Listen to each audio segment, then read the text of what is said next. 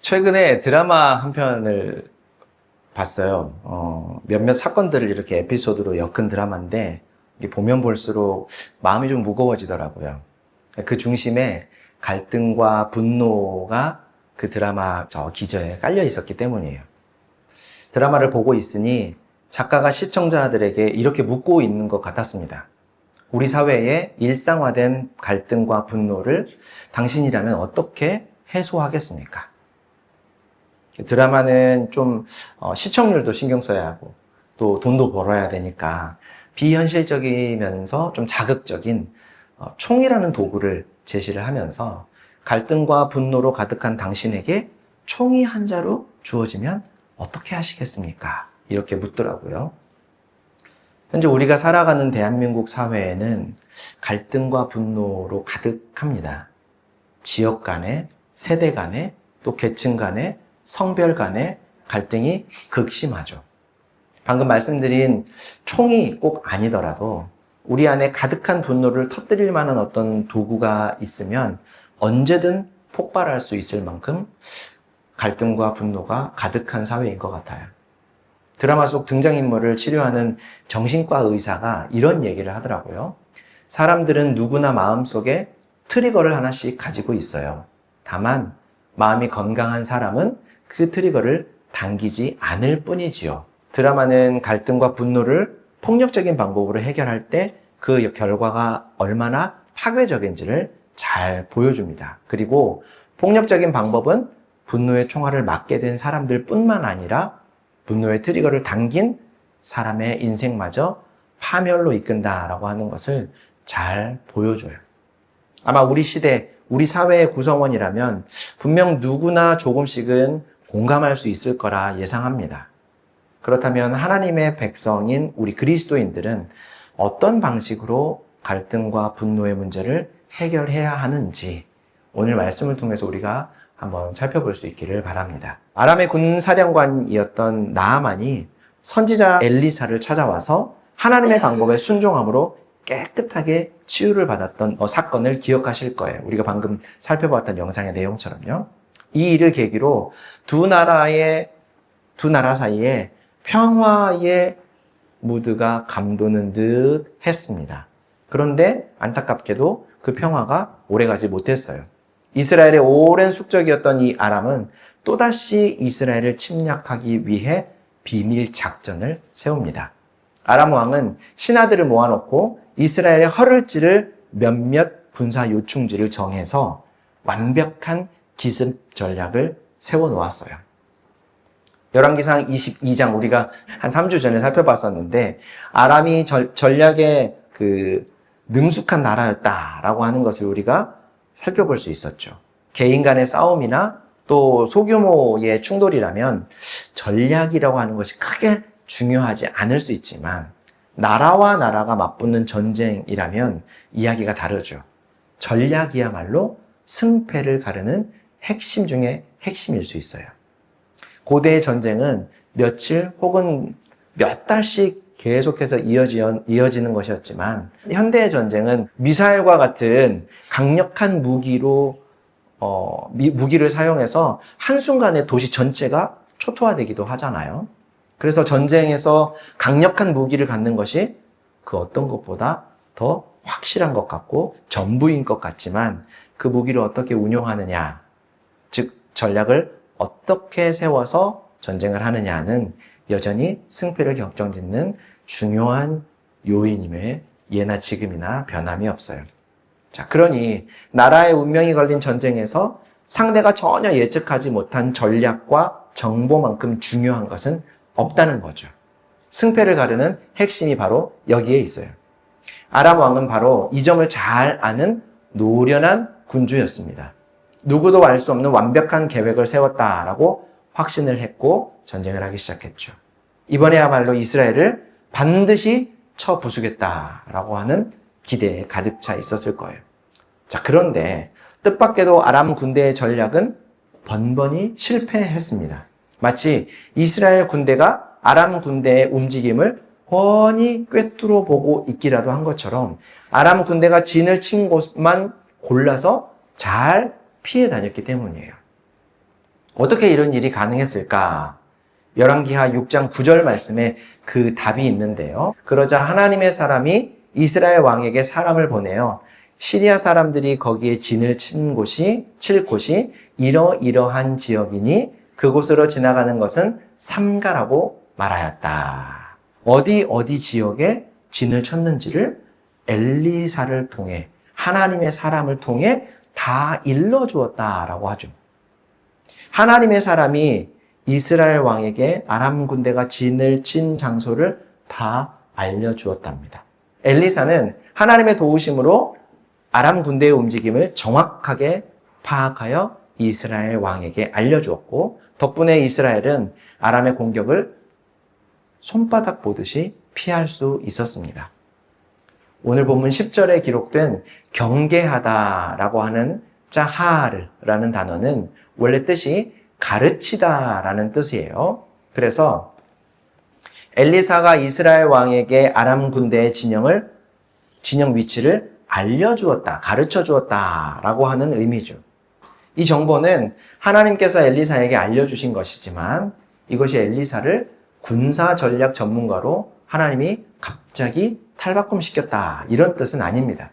그저 이스라엘을 구원하시려는 하나님의 선한 뜻에 따라서 엘리사가 쓰임을 받고 있다라고 하는 대목이죠. 여담이지만 엘리사의 경우처럼 지금 현대의 목사나 전도사나 교회에 이런 직함을 가진 지도자들이 된다고 하더라도 모든 분야의 전문가가 되는 것은 아니죠.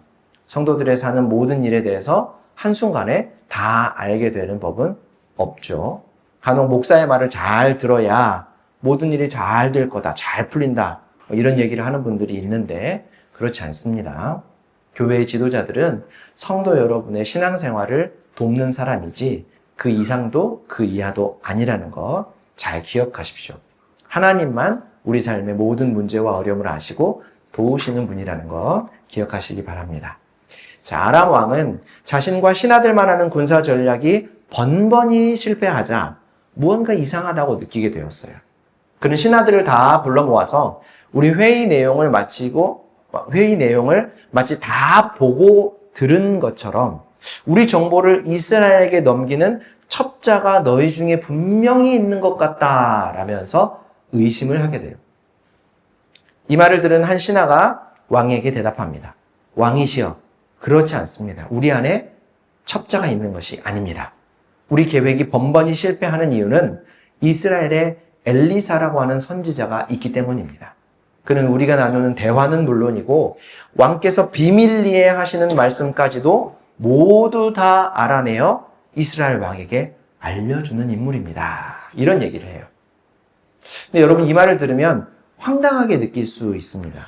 엘리사가 어떻게 아람 왕과 신하들의 비밀 대화를 엿들을 수 있을까요? 무슨 투명인간이나 아니면 순간이동을 하는 초능력을 가진 사람도 아닌데 어떻게 엘리사가 다른 나라 왕과 그의 신하들, 가까운 측근들이 나누는 군사 기밀 회의 내용을 알겠어요. 그리고 이러한 얘기를 하는 사람이라고 하면 왕에게 의심을 받지 않겠습니까? 근데 우리가 이전에 열왕기하 5장 26절에서 비슷한 사례를 본 적이 있는데요. 엘리사의 심부름꾼 게하시가 엘리사 몰래 나아만을 쫓아가서 그가 주려고 했던 선물을 달라고 그 선물을 받아옵니다. 그때 엘리사는 그 자리에 함께 있지 않았지만 그 모든 사실을 알고 있었어요. 이는 하나님께서 게하시의 잘못을 엘리사에게 알려주셨기 때문이에요. 하나님께서 값없이 주시는 은혜가 퇴색되지 않도록 막으려고 하나님이 가르쳐 주신 거죠. 자, 마찬가지로 하나님은 아람의 군사 전략으로 인해 이스라엘 백성이 어려움을 겪는 것을 염려하셨어요. 그래서 영원전부터 영원까지 존재하시고 어디에나 계시는 우리 전능하신 하나님께서 아람 왕과 신하들의 계획을 엘리사가 비록 그 자리에 있지 않았지만 낱낱이 알 수 있게 알려주셨던 거죠. 하나님은 우리 삶 속에서도 언제나 그리고 어디서나 우리와 함께 계시며 우리를 도우시고 선한 길로 인도하시는 분임을 성경이 우리에게 가르쳐주는 바입니다. 자, 그렇다면 이스라엘에 엘리사라는 신비한 인물이 있다라고 하는 사실을 아람 왕에게 말한 이 신하는 누구였을까 하는 궁금증이 저는 생기더라고요. 성경에는 명확하게 기록되어 있지 않지만 두 가지 가능성을 우리가 추측해 볼 수가 있어요. 첫 번째 가능성은 바로 이 사람이 나아만 장군이라는 겁니다.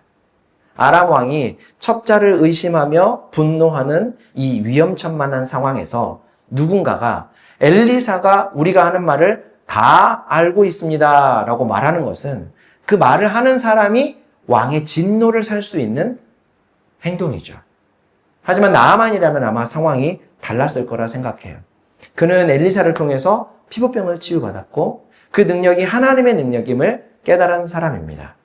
온 세상에 하나님 외에는 참된 신이 없습니다 라고 고백했던 그였기 때문에 이 모든 일이 하나님의 능력임을 확신하고 왕에게 그 하나님 그리고 그 하나님의 사람 엘리사를 말할 수 있었겠죠.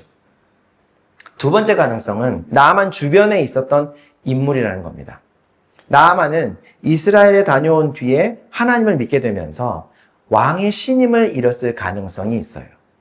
하지만 그의 치유 과정을 가까이에서 지켜보던 동료들은 엘리사에 대해서 이미 전해 들었을 겁니다. 이스라엘에 대한 군사 전략이 계속해서 실패하자 마치 나아만의 집에 잡혀왔던 이스라엘 소녀가 엘리사를 나아만에게 소개했던 것처럼 나아만의 동료들이 나아만에게 하나님과 엘리사에 대해서 전해 들었던 나아만의 동료들이 엘리사에 대한 정보를 왕에게 전달했을 수도 있죠.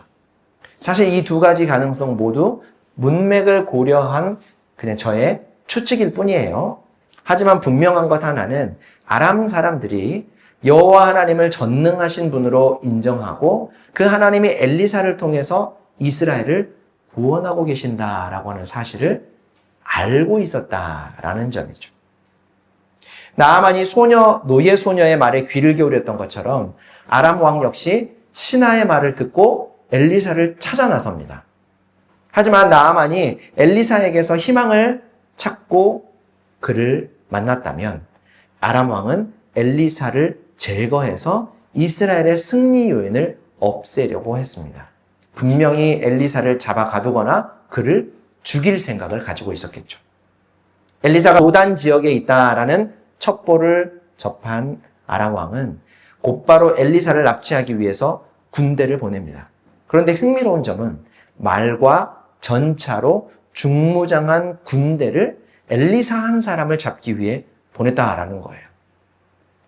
한 사람을 잡기 위해 전쟁을 방불케 하는 거창한 비밀 작전을 펼치고 있는 것이죠. 이는 그동안 아람 군사 전략이 번번이 실패한 원인이 이 사람 엘리사에게 있다라고 생각했기 때문이고 그만큼 아람이 엘리사를 두려워하고 있다라는 증거이기도 하죠. 밤이 지나고 아침이 밝자 엘리사의 심부름꾼은 아람 군대가 마을을 포위하고 있는 충격적인 광경을 목격하게 됩니다. 그리고 겁에 질린 이 심부름꾼은 엘리사에게 곧장 달려가서 말하죠. 선생님, 큰일 났습니다. 아람의 군대가 우리를 죽이려고 우리를 포위하고 있습니다. 하지만 엘리사는 놀라울 만큼 차분했어요. 그는 심부름꾼에게 이렇게 말합니다. 두려워하지 말아라. 우리 편에 있는 군대가 저들보다 훨씬 많다. 엘리사가 심부름꾼에게 이렇게 말했죠. 두려워하지 말아라. 우리 편에 있는 군대가 저들보다 훨씬 많다. 여러분, 엘리사의 이 말이 진짜일까요? 이 말의 진위 여부를 따지기 전에 우리가 주목해야 될 말이 있습니다. 바로 두려워하지 말아라 라고 하는 거예요. 여러분, 우리가 지난번에 살펴봤던 것처럼 성경에서 가장 많이 등장하는 명령 중에 하나가 뭐라고 했죠? 두려워하지 말아라 라는 말이었어요. 우리는 인생을 살면서 다리가 후들후들 떨릴 정도로 무서운 순간들을 가끔 맞닥뜨릴 때가 있죠. 그때마다 하나님은 두려워하지 말아라 라고 말씀하시고, 하지만 우리 마음대로 그 두려움을 조절하거나 우리가 진정할 수는 없는 거 아니겠어요? 도저히 감당할 수 없는 어려움이나 상대를 만나게 되었을 때 두려움이라고 하는 것은 자연스럽게 찾아오는 거니까요. 그런데 어떻게 두려워하지 말라라는 말을 할까? 그냥 단지 두려워하지 말아라 라는 말만으로 두려움이 사라질 수 있는가 하는 거죠. 엘리사의 말에는 그가 왜 그토록 평온하게 두려워하지 말아라 라고 말할 수 있는지가 담겨 있습니다. 두려워하지 말아라. 그 다음에 뭐라고 얘기했죠? 아람 군대보다 우리 편에 있는 군대가 훨씬 더 많다. 엘리사가 말한 군대는 이스라엘이 보낸 물리적인 군대가 아니에요. 그는 하나님께 기도합니다. 여호와 하나님, 간절히 구합니다. 제 심부름꾼의 눈을 열어주셔서 하나님의 군대를 볼 수 있게 해주십시오. 우리를 보호하고 우리를 위해 싸우려고 준비하고 있는 하나님의 군대를 볼 수 있게 해주십시오. 엘리사의 이 기도가 끝나자 두려움에 떨던 심부름꾼의 눈이 엘리사와 자신을 보호하고 있는 불말과 불전차, 그러니까 하나님의 군대를 보기 시작했어요. 아람 군대가 드디어 엘리사의 집으로 한 걸음 한 걸음 다가오고 있을 때 엘리사는 다시 한번 기도합니다. 하나님, 저 아람의 군사들의 눈을 어둡게 해주십시오. 그러자 하나님은 엘리사의 기도대로 아람 군사들의 눈을 가려 어둡게 하셨습니다. 엘리사는 눈이 어두워져서 혼란스러워하고 있는 그들 앞에 서서 이렇게 말합니다. 이곳은 여러분들이 있을 곳이 아닙니다. 이제 나를 따라오십시오. 내가 당신들이 찾는 사람들에게 데려다 주겠습니다. 엘리사는 아람 군대를 이끌고 사마리아로 향했어요. 사마리아는 당시에 북이스라엘의 수도입니다. 그러니까 왕이 있는 곳이죠. 사마리아 성에 들어선 뒤에 엘리사는 또다시 한번 기도하게 됩니다. 하나님, 이제 저 군사들의 눈을 열어서 볼 수 있게 해주십시오. 하나님은 다시 엘리사의 기도를 들어주셨고 눈이 밝아진 아람 군사들은 그제서야 자신들이 적진 한복판에 서 있다라는 것을 깨닫고 이들이 오히려 이제 두려워 떨게 되었어요. 이 모든 상황을 지켜보던 이스라엘 왕은 흥분을 감추지 못하고 이 엘리사에게 묻습니다. 우리 21절 말씀 같이 한번 읽어볼게요. 이스라엘 왕이 그들을 보고 엘리사에게 말하였다. 이스라엘의 아버지께서는 말씀해 주십시오. 그들의 인물도 쳐서 없애버려 둡니까? 그럼 이제 어떻게 해야 될까요? 전쟁 중인 상대국의 군대가 우리 진영 한 복판에 와 있다라면 어떻게 해야 합니까? 단숨에 제압해야 되죠. 그래야 지긋지긋한 이 아람과의 전쟁을 끝내고 평화를 되찾지 않겠습니까? 물론 지금 눈앞에 있는 군대가 전부는 아닐지라도 그동안 그들의 군사작전이 번번이 실패를 했고 그 원인인 엘리사를 납치하기 위해서 급파된 군사들이 있는데 여러분, 사실 적국의 핵심 인사를 그것도 전쟁 중에, 전쟁을 하는 도중에 잡으러 간다라고 하면, 그런 임무를 맡은 사람이라고 하면 어떤 군인일까요? 아마 특수부대 요원일지 모르죠.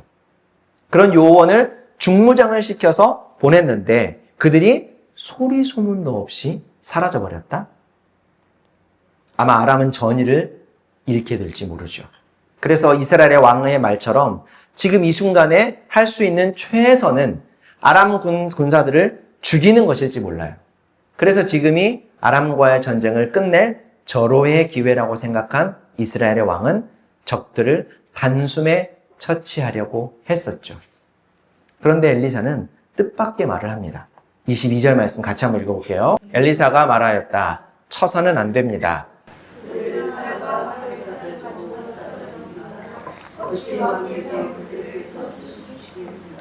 차라리 밥과 물을 대접하셔서 그들이 먹고 마시게 한 다음에 그들의 주인에게 돌려보내시는 편이 좋겠습니다. 이게 지금 무슨 말인가요? 적군을 죽여도 쉬운 찬판에 그냥 돌려보내자라는 말을 하고 있죠. 그것도 먹을 것을 줘서 그들이 먹게 하고 다시 본국으로 고이 돌려보내주자 이런 얘기를 하는 거예요. 황당하죠. 엘리사가 제시한 이유는 이렇습니다. 지금 이스라엘의 왕께서 아람의 군대를 싸워 붙잡아 온 것도 아닌데 왜 그들을 죽이려고 합니까? 엘리사의 말이 맞죠. 지금 아람의 군사들은 말과 전차로 중무장을 하고 엘리사를 잡으러 왔었어요. 그러니까 엘리사 납치조 특수부대인 거예요. 그런데 무력으로 이들을 제압하지 않았습니다. 하나님께서 그들을 사마리아에 데려오도록 눈을 어둡게 하셨기 때문에 아주 평화로운 방법으로 이 모든 일을 가능하게 했었죠. 그리고 하나님과 이스라엘이 바라는 일이 무엇입니까? 아람의 군대, 아람의 사람들을 모두 다 하나도 남기지 않고 제거하는 게 아니라 이제 지긋지긋한 전쟁의 종지부를 찍고 평화를 누리고 싶은 거죠. 그래서 엘리사는 이스라엘 왕에게 이런 제안을 한 거예요. 우리가 전쟁을 그치고 평화를 간절히 바라고 있다면 우리 진영에 덩그러니 놓인 이 아람의 군사들을 죽이지 말고 음식을 대접하고 본국으로 돌려보내는 것이 좋겠습니다. 왕은 엘리사의 제안을 받아들여서 큰 잔치를 베풀었습니다. 이 모든 상황을 도무지 이해하기 힘든 아람의 요원들, 군사들은 적국의 왕이 베푼 잔치의 음식을 먹고 본국으로 돌아갔어요. 아마 음식을 먹으면서도 의심하지 않았을까요? 이 잔치를 베풀었다고 음식을 먹으라고 하는데 여기 독을 타가지고 우리를 한 방에 다 죽이려고 하는 거 아니야? 그리고 그 후로 이스라엘에 다시는 그들이 얼씬도 하지 못했다라고 오늘 본문 마지막 23절은 얘기하죠. 그런데 잘 생각해보면 정말 그럴만해요. 요 며칠 사이에 자신들이 당한 일을 생각하면 무섭고 두려운 존재를 이 사람들은 직감하지 않을 수 없었을 것이고 적군은 자신들을 죽이기는커녕 오히려 잔치를 베풀고 무사히 본국으로 돌려보내기까지 한 것을 보면 이런 상대와는 우리가 도저히 싸워서 이길 수 없겠구나라는 생각을 마음속 깊이 할 수밖에 없는 거죠. 자, 사랑하는 성도 여러분, 이것이 오늘 우리 제목에서도 제시한 하나님 나라의 평화 공식, 평화를 가져오는 하나님 나라의 방식이에요. 분노를 무력으로 표출하거나 힘을 과시하는 방법이 아닌 오히려 호의를 베푸는 것.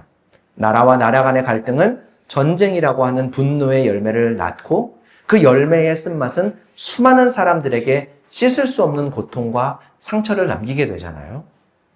개인과 개인 간의 갈등도 마찬가지죠. 설교 초도에도 말씀드린 대로 자신의 분노를 물리적으로 그리고 폭력적인 방법으로 표출한다면 결국 모두에게 씻을 수 없는 상처를 남기고 말 것입니다.